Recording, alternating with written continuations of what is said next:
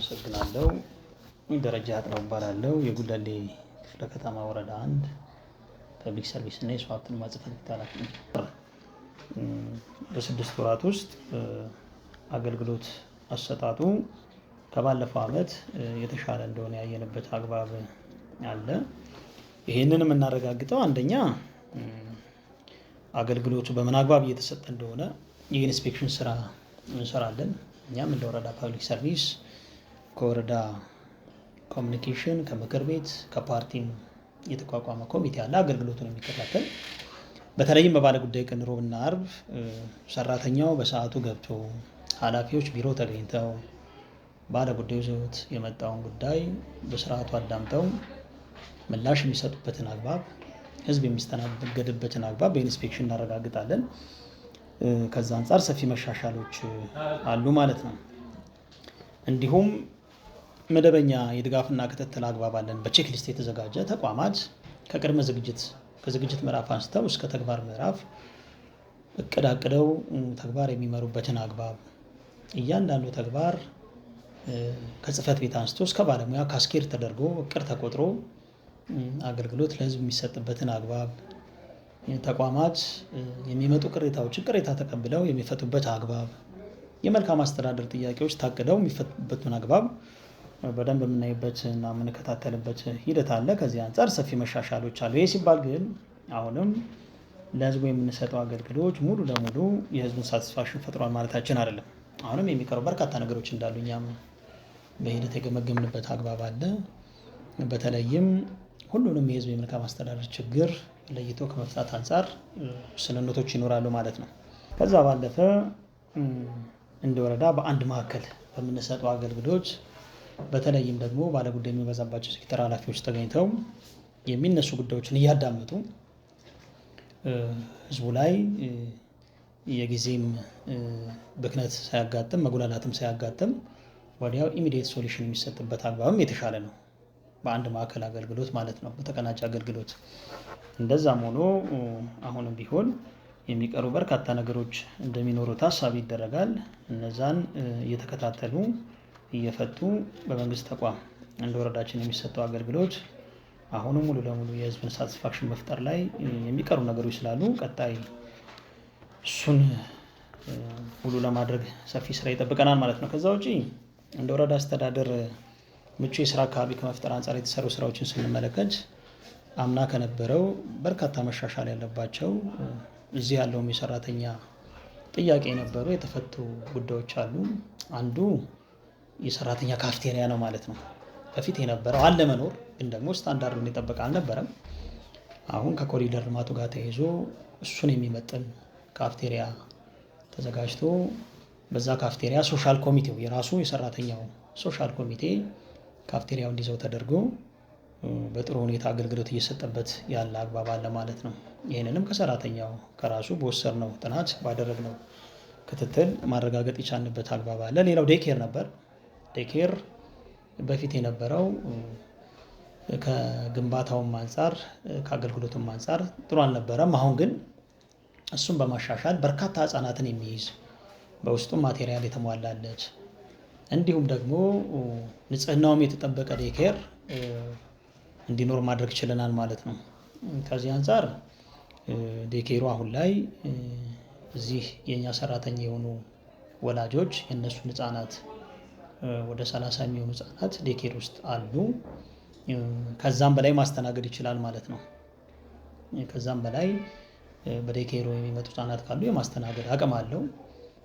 ምናልባት እዛ አካባቢ ያለው ነገር ራሱ ሰራተኛው የሚመሰክረው ስለሆነ እጅግ በጣም መልካም ነው ማለት ነው።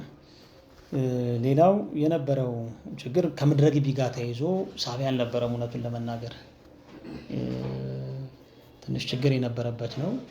እሱን አስተካክለን ሙሉ ሴራሚክ እንዲነጠፍ ተደርጎ ግሪነሪ ኤሪያዎች ወይንም ደግሞ አረንጓዴ ቦታዎች ተከልለው ራሳቸውን ችለው አትክልት ተተክሎባቸው ለእንቅስቃሴ ለአገልግሎት ምቹ የሆነ ምድረ ግቢ መፍጠር ነው የቻልንበት አግባብ አለ ማለት ነው።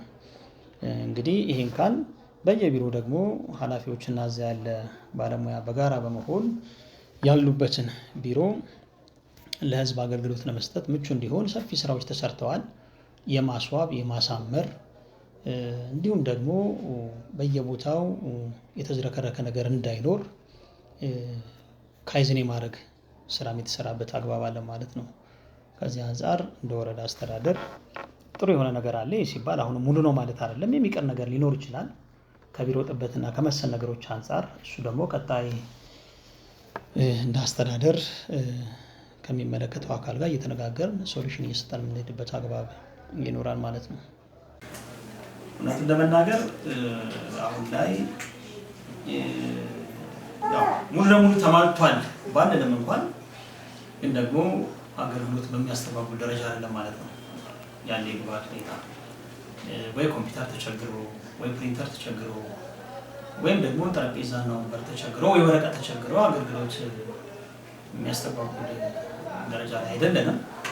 ይህ ሲባል ግን አሁን አገልግሎት ከሚፈልገው ጥራት አንጻር የግብአት ሁኔታ ሙሉ ለሙሉ 100% ሟልቷልና የሚል ግምገማ የለኝም ማለት ነው።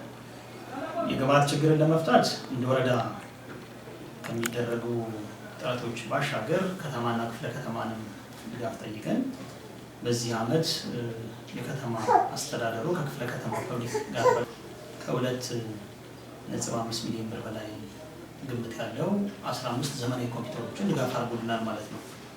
ይህንንም ለሴክተሮች ለስራ በሚያመች መልኩ ደልድለን ያሰራጨንበት አግባብ አለ። ቀጣይ ላይም የመንግስት ተቋማትና የአምድ አስተዳደር ያሉ ግብአት ችግሮችን እየለየን የምናሟላበት አግባብ ይኖራል ማለት ነው። ከአሻራ ፊርማ ጋር ተይዞ ግምገማ አፍኖ የሚገባ ይኖራል። ከስራ ያለ አግባብ የሚቀር ይኖራል። ይህን የተከታተለ አስተዳደራዊ እርምጃ ብንወስድም እንኳን ግን ደግሞ ዘመናዊ አሰራርን በመከተል ሰራተኛ በሰዓቱ ገብቶ እንዲያገለግል የአሻራ ፊርማ የተዘረጋበት አግባብ አለ። ይሄ በከተማ ደረጃ ተግባራዊ የተደረገ ነው። እኛም ተግባራዊ ያደረግንበት አግባብ አለ ማለት ነው። ከዚህ ጋር ተይዞ ሰራተኛው ጠዋት 2 ሰዓት ተኩል ገብቶ ይፈርማል። ለምሳ ሲወጣ 6 ተኩል ይፈርማል። ከምሳ ሲገባ 7 ተኩል ይፈርማል። ማታ እንደገና 11 ሰዓት ተኩል ላይ የሚፈርምበት አግባብ አለ ማለት ነው። ይሄ የሰራተኛ ቁጥጥር አግባብነት ያለው ነው። ይህ ስርዓት መዘርጋቱ ብዙ መሻሻሎችን አሳይተዋል። የሚያረፍድ ሰራተኛ ቁጥር ቀንሷል። ያለ አግባብ የሚቀር ሰራተኛ ቁጥር ቀንሷል። ከቁጥጥር አንጻርም ጥሩ አማራጭ ሆኗል ማለት ነው። አገልግሎቱን በቴክኖሎጂ ከመስጠት አንጻር እንግዲህ በርካታ አገልግሎቶች አሁን ላይ ዲጂታል የሆነ ዘመን ላይ እንደመገኘታችን መጠን አገልግሎቶች በቴክኖሎጂ ታግዘው ነው መሰጠት ያለባቸው። ለቀልጠፍና ሲባል ህዝብ የሚፈልገውን አገልግሎት ቀልጣፋ ሆነን ጊዜዎች 23 አሁን ላይ በቴክኖሎጂ ታግዘው የሚሰጡ ናቸው ማለት ነው። ሲቪል ምዝገባ ላይ ያሉ አገልግሎቶች አብዛኞቹ ኦንላይን የሚሰጡ አገልግሎቶች ናቸው። በተመሳሳይ ንግድ ላይ፣ ፐብሊክ ሰርቪስ ላይ፣ እኛ ጽሕፈት ቤት ላይም፣ ፋይናንስ ከሂሳብ ጋር ተያይዞ እንዲሁም ደግሞ ዋና ስራ አስፈጻሚ ላይም ከንብረት አስተዳደር ጋር ተያይዞ በቴክኖሎጂ የሚሰጡ አገልግሎቶች ናቸው። እነዚህ ለአብነት ነው ያነሳሁት። ግን ደግሞ 23 አገልግሎቶች በቴክኖሎጂ የሚሰጡ ናቸው። ቀጣይ ላይ ያው በክፍለ ከተማና በከተማ ደረጃ እጅግ በጣም ዘመናዊ በሆነ መልኩ ነው የሚሰጠው። ያንን ወደ ወረዳ በማምጣት አብዛኞቹ አገልግሎቶች በቴክኖሎጂ የሚሰጡበት እድል ይኖራል የሚል ግምገማ አለን። ይሄ ደግሞ በአንድ መሪዎች ወደ ቴክኖሎጂ ሲስተም ይገባል የሚል እምነት አለኝ፣ የወረዳ አስተዳደራችንም ጭምር ማለት ነው። እንግዲህ ጥቅል በ6 ወራት በነበረው ሂደት ውስጥ ከብልሹ አሰራርና ከተጠያቂነት ጋር ተይዞ ያለ አግባብ የመንግስትንና የሕዝብን አገልግሎት የበደሉ ሰራተኞች እንደየጥፋታቸው መጠን አሰራር ተጠብቆ ለዲሲፕሊን ኮሚቴ እየቀረቡ በዲሲፕሊን የተከሰሱ ተመጣጣኝ የሆነ ቅጣት ተግባራዊ የተደረገበት አግባብ አለ። 5 ሰራተኞች ከደረጃ ዝቅ የተደረጉና ወደ ሌላ ሴክተር እየተቀየሩ አሉ ማለት ተጠያቂነትም እየሰፈነ የሄደበት አግባብ አለ ማለት ነው። ጥቅል ግን እንደ ወረዳ አስተዳደር በባለፉት 6 ወራት በርካታ ስራዎች ተሰርተዋል። ከዚህ አንጻር እና ከነበረው መሻሻል አለ አገልግሎት አሰጣጡ ላይ። ይሄንን እኛ በምንድን ነው የምናረጋግጠው? ግምታዊና ይሁን በርካታ መጠይቆች እያዘጋጀን በተለይ ባለጉዳይ የሚበዛባቸው ሴክተሮች ላይ እነዛ መጠይቆች እየበተንን የሚሰራ ዳሰሳ ጥናት አለ ማለት ነው። አገልግሎት አሰጣጣችን ላይ በሰራነው የዳሰሳ ጥናት አምና ከነበረው መሻሻል እንዳለ ባደረግናቸው መጠይቆችና ጥናቶች የፋይዳ ጥናቶች ያረጋገጥንበት አግባብ አለ። ይሄ ሲባል ግን አሁንም ህዝብ የሚፈልገውን አገልግሎት 100% አድርሰናል እኛ እንዳልሆነ ታሳቢ ይደረግ። ቀጣይ ላይ ግን ወደዛ ለመቅረብ የሚቀር በርካታ ስራ እንዳለ አመላካች ስለሆነ ያለውን መሻሻል አጠናክሮ ክፍተቶችን አርሞ በመሄድ ህዝብ ከመንግስት የሚፈልገውን አገልግሎት እንደ ወረዳ አስተዳደር የምንሰጥበት ሰፊ እድል ስላለ ከኛ አጠቃላይ ከሰራተኛውም ከአመራሩም ከባለድርሻ አካሉም ርብርብ ተደርጎ ይህን የምናረጋግጥበትና ይህንን የምናረግበት እድል አለ ማለት ነው።